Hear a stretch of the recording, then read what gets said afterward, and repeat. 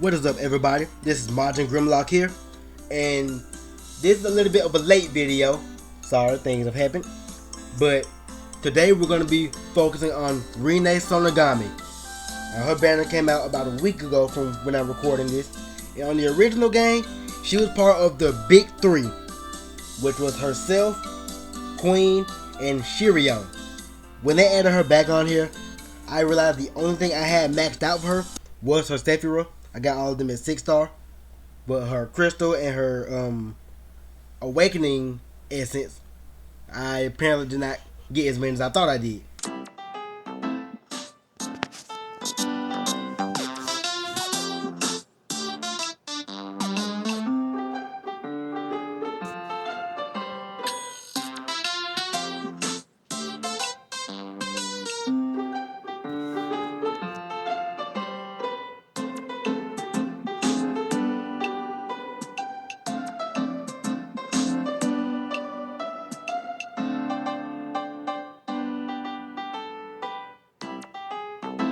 But oh well, still gonna be using her.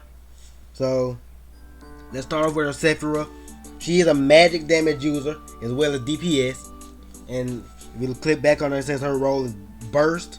I mean, she has a lot of like one-off attacks, so she can't really do like combos or anything, but just like one big attack and it does a lot of things.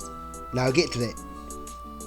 But her Sephiroth, if you have all of it, it increases her attack, magic damage, and crit damage.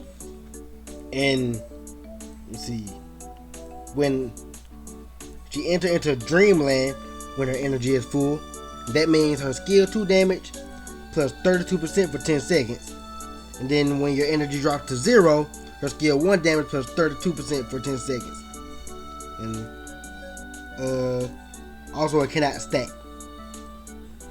Did I read that right? Yeah, when switching between them, you get 20% boost to all of her damage. And yeah, that doesn't stack up. So you see her combos are hit rate, crit rate, and attack. She's gonna need all of it. Her gem is magic. Apparently they just added this gem when she came out.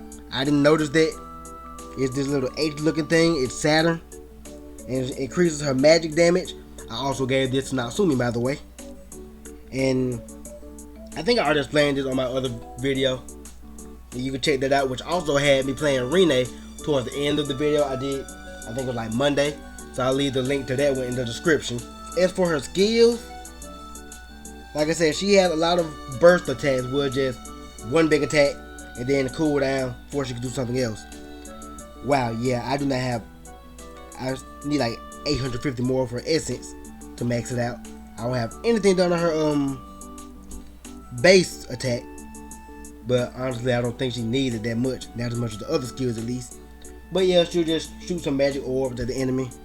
And then some of them, they have some debuffs. Let me see. Yeah, like it reduces the enemy's magic resistance if you do max out her base attack.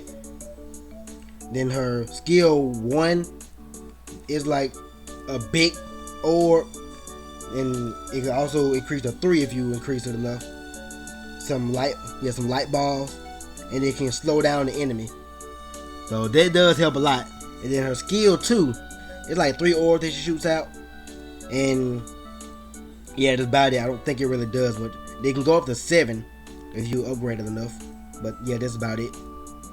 And then this one is probably her best move. It's a charge up attack, where she creates like almost like a sanctuary around the enemy, and then just pelts them with a bunch of magic orbs in the middle of it. But also what it doesn't say on here, probably the best thing about Rinne, is she has clones. So she'll have an extra skill down to like the left corner of your other skill buttons, and she can create a bunch of clones. And those clones will attack the enemy and also distract the enemy. So that's one of the main reasons that makes Rinne so good. And then her crystal, wow. Yeah, I forgot, I didn't get her. I only got her when she came out on the rerun on the original version. So I didn't get that many copies of her.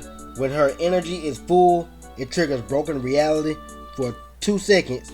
And during that time, her death illusion, which is her skill 2, it has no cooldown time.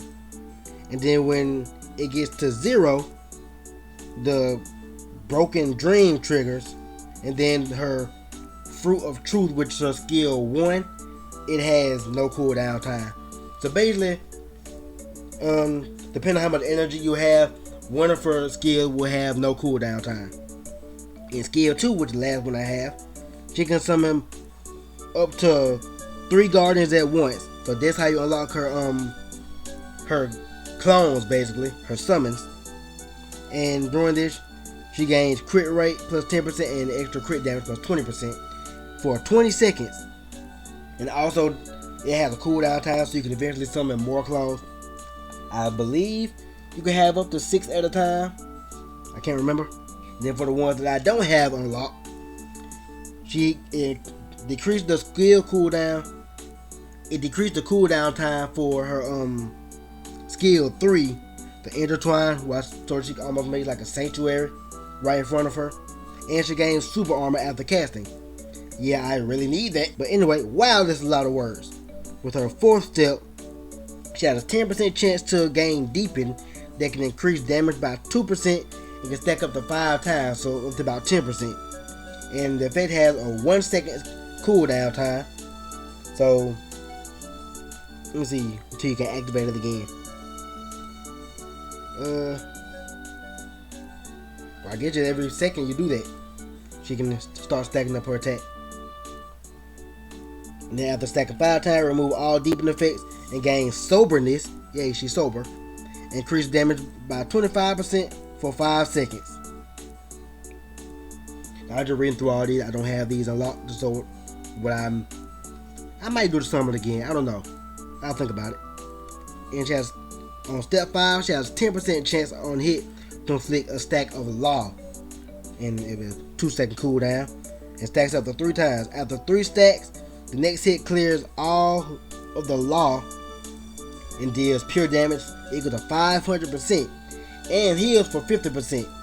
So basically, if you stack up law 3 times, she'll be able to do a lot of damage at the end and heal. Then with her last step, increases the dream depth cost and regeneration of fruit. Oh yeah, by the way, the dream depth, that's her energy. So that's how much. I think the only skill that costs that is her skill 1, I believe. So skill 1, it costs about 30. I think it's about 30 of the dream depth, and then everything else just on the cooldown. Also, I think their skill 2, maybe skill 3, but I think skill 2 increased the amount of her dream depth, so you can go back to skill 1 again.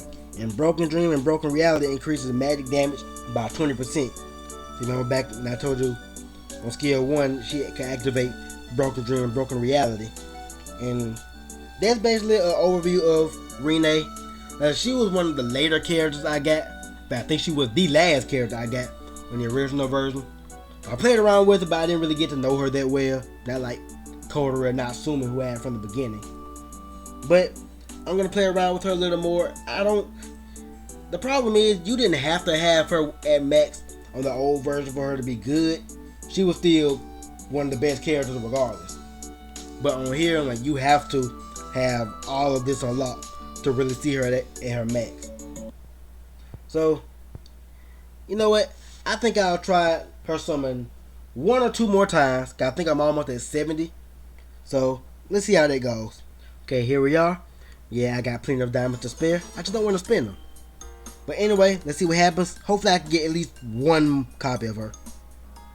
So, let's see. Skip cutscene. Oh! Is this it?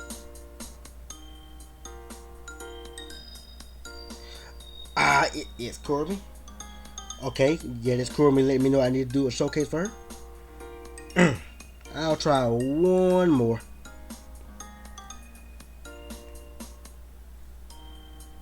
Yep.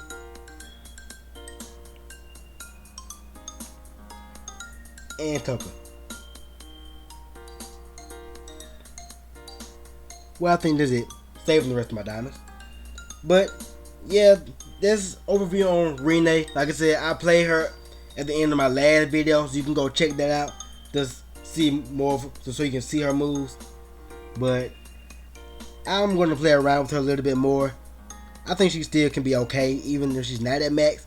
It's just if you do have everything maxed out for her crystal, her skills, and her Sephiroth, she is usually one of the best spirits in the game. At least that's how it was before. But let me know what you guys think. If you're some of her, I hope you guys pulled her. Please like and subscribe, and I'll see you guys next time.